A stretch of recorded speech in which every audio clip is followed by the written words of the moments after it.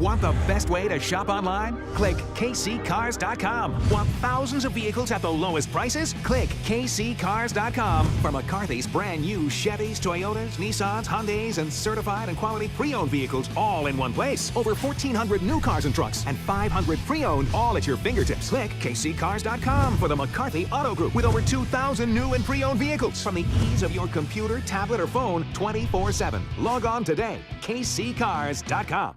Coming up next Friday night, let's certainly hope the weather cooperates for it, because I love Friday night racing. And it's going to be a big-time night of racing up at US 36 Raceway next Friday night when the USAC AmSoil National Midget Series comes to town. And Mike Franks, the owner of US 36 Raceway, is joining us right now. Mike, how you doing? I'm doing great. Is this the first time? I can't remember you having the USAC National Sprint Car. Have you had them in before? Yes, we had them last year. Right. This is not the midget deal. It's the 410 non-wing series. It's the sprint cars. Yeah, right. You've had the not, you know, that's why I don't remember is because I wasn't there that night, but I'm planning on being there this night. Non-wing USAC 410 midgets on a high bank track like yours at US 36 Raceway. How much better can that be? It was a great show last year. Levi Jones won it. Kind of the timing wasn't that great. We were in the middle of the Knoxville Nationals. That's why I don't remember it. Yeah, and we still had a pretty decent crowd, but it's unbelievable the talent that's in that bunch. Driving ability. It just it's pretty amazing. Now, you're getting a little bit of an earlier start on your season this year than you did a year ago. As I remember, you didn't have your first circle track event till June last year, did you not? Typically, we kick things off in June at the circle track, but this year we kind of regrouped with especially the non-wing 410 deal to get that into our schedule without conflicting with Knoxville and other things going around. We decided to bump it up to May. And actually, May's pretty loaded up. We've got a national tour race on the 17th and then an MLRA Lucas Oil Late Model Series the 31st of May. Yeah, Friday nights has always worked out pretty good for your racetrack, has it not? Yeah, it has. It seems like we're not competing against all the Saturday night tracks, and we have a drag strip also that's been there for 23 years, so we run it every Saturday night, so we've kind of got our hands full. Now, you're running the A mods and the sport mods along with the sprint cars next Friday night, right? Yes, and that's also co-sanctioned with the WAR. We'll have plenty of cars, so Jason McCord talked with Tony Crank, and they worked out a deal to co-sanction that, so we get a lot of the local cars too. Do you prepare a racetrack different for non-wing sprints as opposed to the wing sprints, and if so, how? Yeah, I definitely make sure they've got a bigger cushion to lean on. With a non-wing car, you really depend on the cushion if you're running on the top of the track. So, yeah, I make sure it has more of a cushion on the top than what I would for a wing car. And the cushion is important. How so for the non-wing? Well, they don't have a wing to pin them down, so you're pretty much, you throw it sideways halfway down the straightaway and back it into the corner, and you're depending on the cushion to lean on going around the corner. A wing car, it'll keep the car pinned down, and you can drive it around the corner much easier without a cushion. I mean, they run on the cushion too, but it's a lot more important that you have one for a non-wing, in my opinion. Now, we talked about the difference between non-wing and wing. Now, when you bring in the MLRA late models a little bit later on, what kind of track prep do you do that's different for those cars that don't have the wing on them than you do for the sprint cars? Well, they like it slicked off a little more. I mean, they typically want a cushion in the bottom, but slicked off quite a bit more for a late model show is what all of them tell me. So that's what I try to give them. Not quite as much water as I normally put for like a sprint car show. And typically you kind of water for the amount of cars you think you're going to have. It's just like a national tour show. Sprint cars will slick it off pretty quick compared to the normal racing. You know, and if you got a bunch of them, you've got to put some water on there if you want to have a track left for the feature. Has all of the snow and rain that we've had over the last couple of months, because let's face it, it was a dry year last year. We were in drought conditions. Have you gone a long ways towards replenishing the moisture in the racetrack? Yeah, it's actually, I've been working on it every chance I get. It's got a bunch of moisture in it. My soil up here holds moisture big time compared to a lot of racetracks. And I noticed the pond, like you said, drought last year. It was way down, 4 or 5 feet. It's almost full now. So we're gaining a lot of ground as far as replenishing what we had as far as moisture. And it seems to have plenty in the track. I've been out there working on it, trying to get it tightened up. And because over the winter, it loosens up, and you have to really get after it. And especially it seems like the high bank deal is a little more demanding for his track prep than a flatter track because they're really gouging in the corners hard. Let's take a look at the schedule of. We'll get into the drag strip here in just a minute, but kind of run through some of the big events that you got coming up this year on. You call it the Circle Track. Yeah, like I said, in May we're pretty well loaded up with USAC, MLRA late models, the National Tour ASCS sprint cars. We have an Outlaw Truck and Tractor Pull. It's an annual deal early in June, the first weekend, and the second weekend is our annual Bud Shootout. This will be like the 13th year, I believe. And then we have June 28th ASCS sprint cars, July 12th, and then we have the Power Eye Midgets, which typically had been a Sunday night show. We moved it to a Friday night on July 26th. Are you going to have any more? Are you going to have any more Sunday night shows at all? No. I'm trying to stay with the Friday night program. And that's always seemed to work pretty well for you. That big event you talk about, that Budweiser Shootout, that's something you've had going on since you opened up the racetrack. One of the great promotions that we see here in the local area. That probably draws the biggest crowd you have for any event you have all year, does it not? It does. You pay $500 to win the heat races and try to have some other bonuses for the guys. So Budweiser has really been instrumental in helping me get this to where it's at. But we've had, I think the only person that's won it twice is Wayne Johnson. Out of all the years, we've had so many talented drivers there, and it's generally a heck of a show. Now you're a passionate sprint car guy that owns US 36 Raceway. Why is it that sprint cars holds fascination for you, say, over other forms of racing? Well, it's just I guess the speed. I'm a drag racer, and I've got a pro stock car, and the speed is the deal. Plus, I don't know. I just typically like sprint car racing. It's just a little faster paced, and you can see a guy. Typically, I don't know. Come from the back easier and win, maybe. Especially on a track that's real aggressive. Brian Clausen calls my track real aggressive. Yeah. Anyway, I guess it's all a matter of opinion. It's what you like. But I definitely like sprint cars. Mike Franks is joining us. He owns US 36 Raceway, not only a dirt track, but also an 8-mile drag strip.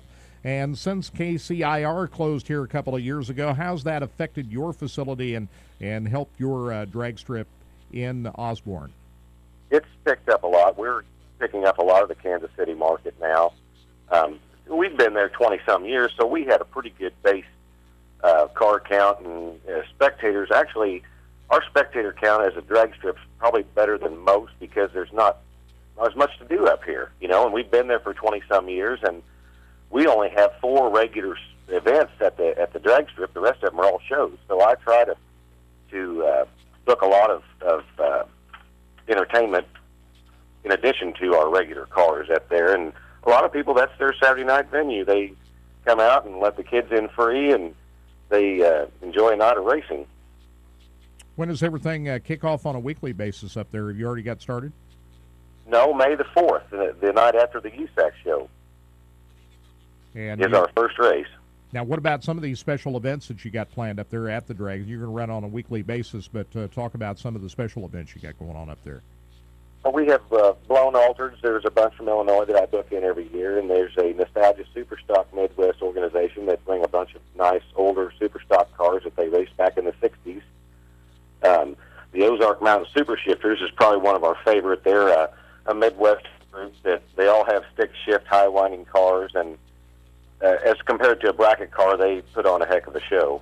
And we have jet cars, and a new group this year we're having is the Vamp series is not longer running, which was predominantly at Kansas City, and they have an 8.5 heads-up class, you're limited to 8.5-inch wide tires, and they'll run nitrous and turbos or whatever, but they run heads up, so it's going to be pretty exciting. And they're racing like 4 times this year with us. How much better is that? I mean, you got the handicap tree on the ET racing, and is it less confusing for the fans? Just kind of talk about from a fan's point of view, watching bracket racing, less confusing. Why the heads up is better for fans than say just the normal handicap racing? Well, typically it's a lot faster cars, the heads-up cars, number one. But number two, the first one to the finish line wins, where that isn't always typically true in bracket racing. It's kept the sport alive because it takes the money out of the game. You can take a car that you're consistent with. It puts it more in the car and the driver than it does how deep are your pockets. But typically, people want to watch the fast stuff. You know, it's kind of like when John Force comes to town versus our local bunch, you know. They typically spend more money on their cars and they go faster. It'd be like comparing a street stock to a 410 sprint car. One of the big differences, you've done that for quite a while now, the big difference of operating a drag strip versus a dirt track, and the differences from your point of view that the fans might not understand, and they're two completely different entities, and how different are they, and tell us how.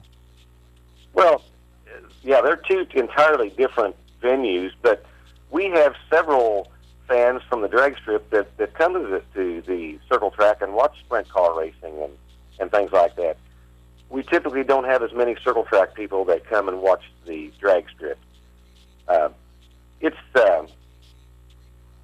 It's a deal where a lot of the older generation people, either they were into drag racing or circle track back then, and they tend to stay loyal to their whatever they started doing. You know, the old Bethany track in Bethany, Missouri drag strip was built in the 60s. And there was a ton of us that went up there every week, and there wasn't that many circle tracks around here. So we've kind of kept that going alive, and it's kept the drag racing pretty strong. However, I think if we hadn't done that, I think that drag racing would have kind of faded quite a bit, because you got to go a long ways to find another drag strip. But the circle track thing's pretty predominantly, you know, there's circle tracks all over now, I mean, around here. I guess what I'm talking about is the expense of operating either track is completely different. You don't have to do track prep on that much on the drag strip versus the dirt track, and the purses are completely different for the competitors. And just kind of talk about that a little bit, how different that dynamic is in terms of... Yeah, we don't have the drag strip typically pays 80% of entries. So if they pay $35 for entry money, 80% of that goes into prize money. So the more cars, the more pay. But the promoter doesn't take a bath if you have a low turnout or whatever. It pays according to how many actually enters. And it takes about 2 hours, 3 maybe, to get the drag strip ready, where I've probably spent 40 or 50 hours on the circle track already and got a long ways to go before Friday night. Yeah, and you don't have to have as many people operate the drag races as you do the dirt track. I know you lease the track out a lot for the dirt track, but you don't have to have as big a staff to handle the racing activity on the drag strip, do you? No, it's pretty well automated. I mean, it's all computerized, so typically, you don't have to have a handful of people. You can run a drag strip. In the circle track, you have to have just several people with the rescue and fire deal and all the other stuff. And typically at a drag strip, you don't see hardly any crashes. You know, I mean, you can count on one hand probably the amount of crashes we've had in the last 15 years. One other thing I want to touch with you about, Mike, before we go, is fan safety. Here last week down at Charlotte, we had a funny car body fly up and very easily could have gone into the crowd. No one was hurt, fortunately. The fencing at drag strips and your dirt track, and the reason why I bring this up, I think your facility is about as safe as any track around, especially for sprint cars with the way you have your fencing done.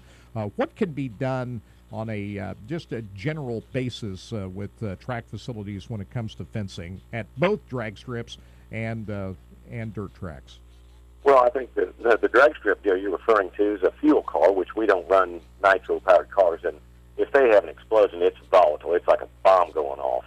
And we don't run cars of that caliber at a local drag strip. You don't hardly see that.